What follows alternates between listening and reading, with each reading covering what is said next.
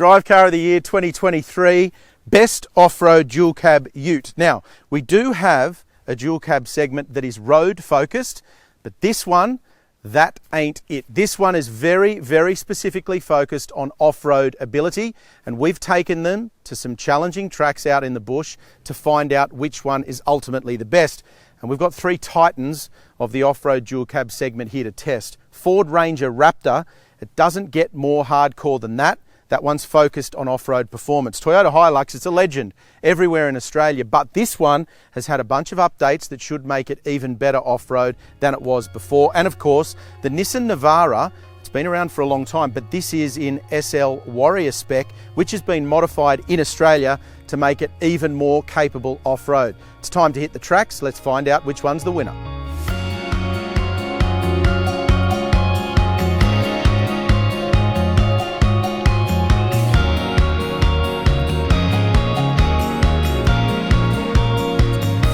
Drive Car of the Year is our big test and comparison of all of the important new cars in every segment in Australia, and we're looking for the best in each segment and the best overall. This editorially independent testing will cover everything you need to know about all of the important segments in Australia. And for this segment, which is the off-road utes, we spent the majority of our time off-road, testing the capability and suitability of these four-wheel drive amped up utes. Ford Ranger Raptor, Justin, you look at the specs for this on paper and you expect it to be incredibly capable off-road, and in testing, that is exactly how it's proven to be. Absolutely, mate. I think the secret sauce with this car is that suspension. As soon as it goes in off-road mode, it just irons out the road. It makes bumps and undulations almost not there. It makes the car easy to drive. Another thing is that engine. The old oiler was okay, but this V6 is an absolute star and really gives it the power it needs to get up those big tracks nice and easily. This next generation Ranger Raptor, which takes over from a diesel-powered variant that first arrived in 2018, uses the same basic recipe, but it turns the volume up to 11. A new twin-turbocharged 3-litre petrol V6 makes around double the horsepower, 292 kilowatts, and has significantly more torque as well, 583 newton meters. And that all now runs through a sophisticated permanent all-wheel drive system. Throw in some other elements like 33-inch BF Goodrich all-terrain tyres, front and rear diff locks, good protection and plenty of ground clearance, and you've got a highly capable four-wheel drive off the showroom floor. But the adrenaline-fueled nature of the Raptor is where it really shines, with that race-bred Fox suspension that now uses active live valve technology for constantly adaptive compression damping, and that allows the Raptor to drive incredibly fast across rough terrain. It's engaging and capable, and quite frankly, it offers a staggering amount of off-road performance. This comes in a package that feels overall well-honed and cohesive, with good levels of technology, comfort, convenience, and practicality. The Raptor is significantly better to pilot on-road these days, thanks to the powertrain, suspension, and a bespoke steering setup. But it has also managed to significantly up the ante off-road at the same time. The payload and towing capacity of the Raptor has been compromised, just like the previous generation model and unlike the other two in this segment. The braked towing capacity is limited to 2.5 tonnes, and the payload is relatively low for a ute at just over 650 kilos. Toyota HiLux, Justin, we expect this to be capable off-road, and I guess in some ways that's a burden that this vehicle has to carry, because you go into the testing expecting a certain level of performance, but the judges found that given this has got leaf springs, with those changes that Toyota's made, this is incredibly impressive in the tough stuff. Mate, it's the only car here with leaf springs, and it wasn't the least comfortable. Yep. How's that? The second we aired it down, the suspension in this car is pretty good considering it's pretty archaic stuff. Something else great about it too is that calibration. You can drive this thing pretty simply. Set and forget, off you go up a hill. It does it all for you. So if you're a family who's looking to get out and about, mate, I think this is a great choice for you.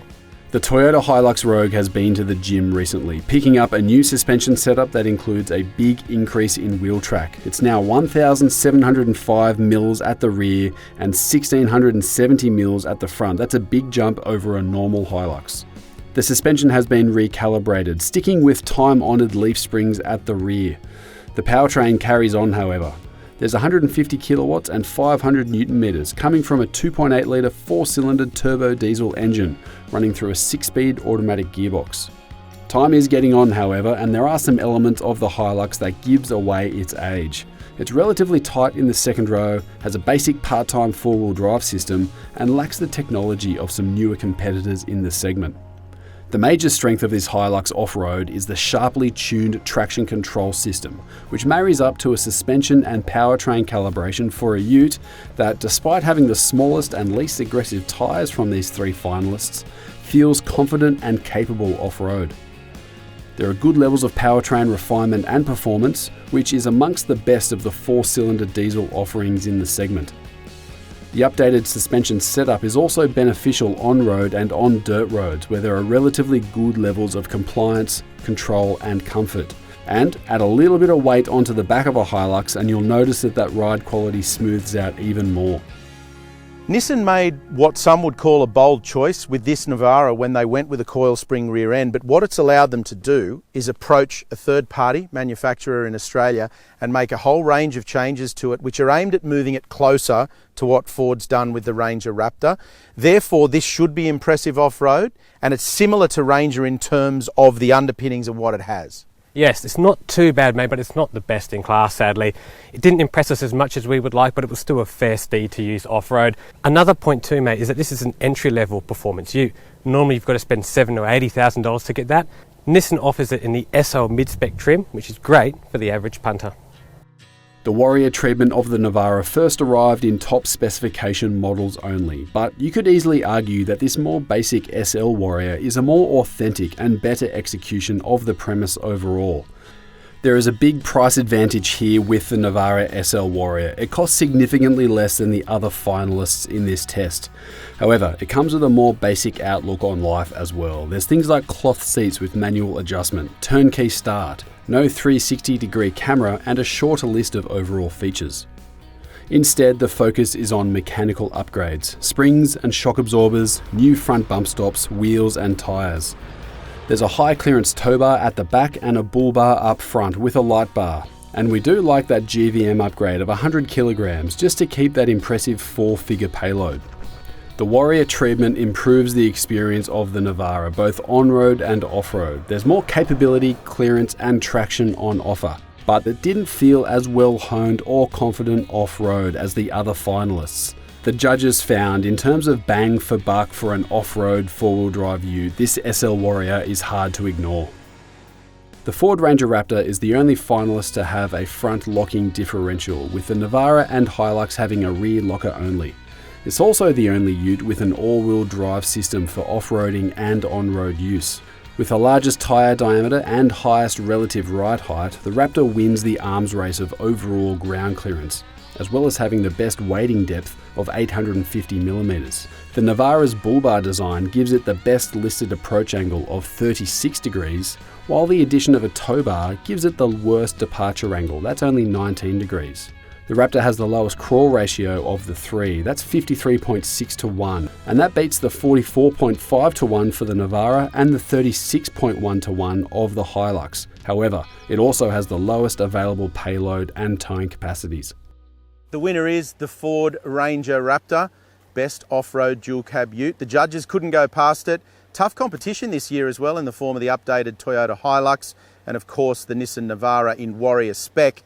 But when it comes to the consummate all-rounder, it doesn't get any better than this Ranger Raptor, as good as it is out here in the tough stuff, and that's what this category is all about. It's also refined around town, it's comfortable to use day to day, and it has that duality of character that the judges really admired, and that's why this is our best off-road dual cab ute for Drive Car of the Year 2023. The Ford Ranger Raptor won this competition clearly, with top points awarded by judges across the board. Put simply, it's the most capable of this trio off-road by a fair margin, and it has the scope for significantly higher performance and enjoyment at speed, both on-road and off-road. It was followed up by the Toyota HiLux Rogue, with the Nissan Navara SL Warrior coming in last. The Ford Ranger Raptor is priced from $86,790 before on-road costs, and picks up a raft of major mechanical upgrades and technological changes over the rest of the Ranger family. The 3-litre twin-turbocharged petrol V6 makes 292 kilowatts and 583 newton meters, running through a 10-speed automatic gearbox and permanent all-wheel drive system. Panel work is widened to accommodate the wider track, and taller BF Goodrich rubber is used all round. Suspension changes centre around a 2.5-inch Fox live valve off-road damper, which has internal bypassing and constantly variable compression damping. There's coil springs and disc brakes all around, and the interior gets upgraded seating, driving modes and high levels of technology. Claimed fuel economy for the Ranger Raptor is 11.5 litres per 100 k's on the combined cycle, although more spirited driving will see that number rise quite quickly. The Ranger Raptor, well, it was definitely the best in class out here in this off-road environment. That suspension system too is absolutely magic. The second you tick it over to off-road mode, it makes it really simple and easy to use. Another thing I love is that fantastic V6 powertrain. How good is it having a twin turbo, nearly 300 kilowatt motor in your ute? I love it.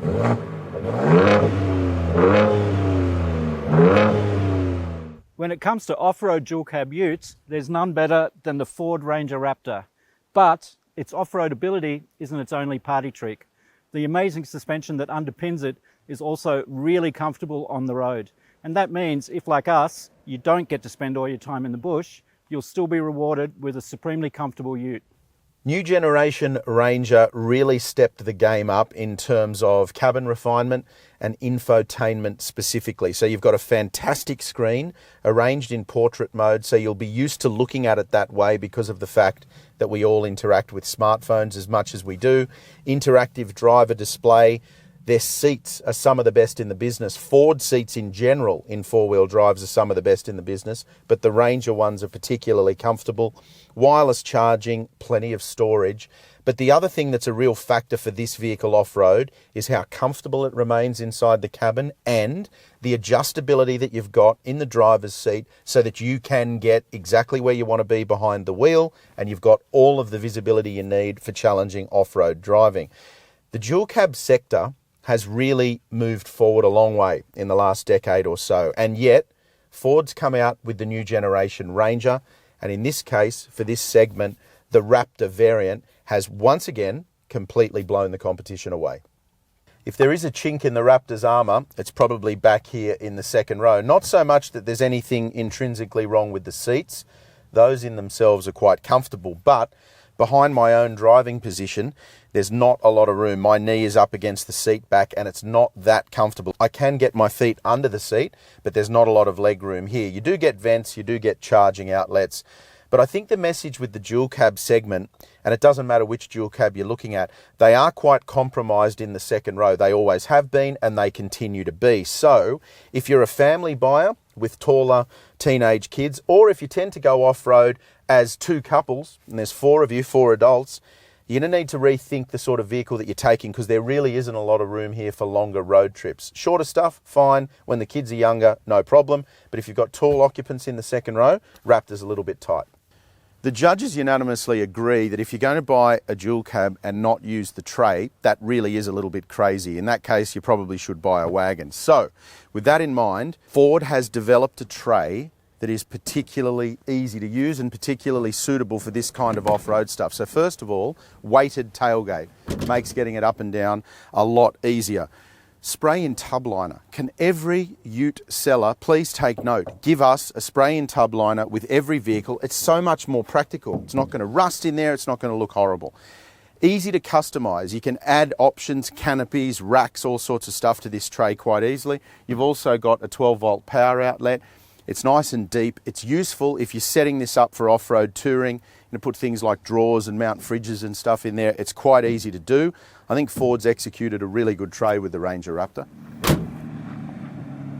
In the bad old days, and let's face it, they weren't really that long ago, when you got into a dual cab that was capable off-road, I'll tell you one thing that was for sure and certain. It was absolutely awful on-road, and yet what Ford has done to the Ranger to turn it into a Raptor has made it better everywhere.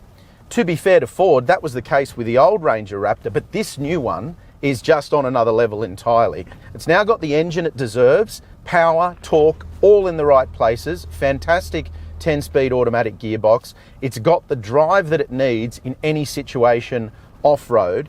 It's also incredibly comfortable and easy on-road, but the magic, the trickery, if you will, is all in the suspension package. They've spent a lot of money engineering and designing the suspension package that the Raptor has standard. And I can tell you that when you're on your bumpy roads like we are now, it all makes sense and you can understand exactly why Ford has done what it's done.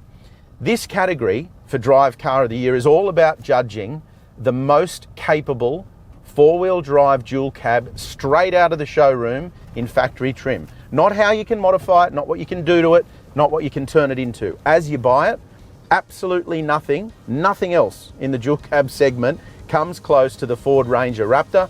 That's why the judges picked it as the best in the category. If you want to see more of the Ranger Raptor in action or read one of our many reviews of four-wheel drive utes, head to Drive.com.au. And don't forget to like this video and hit subscribe to Drive on YouTube so you don't miss out on any future content.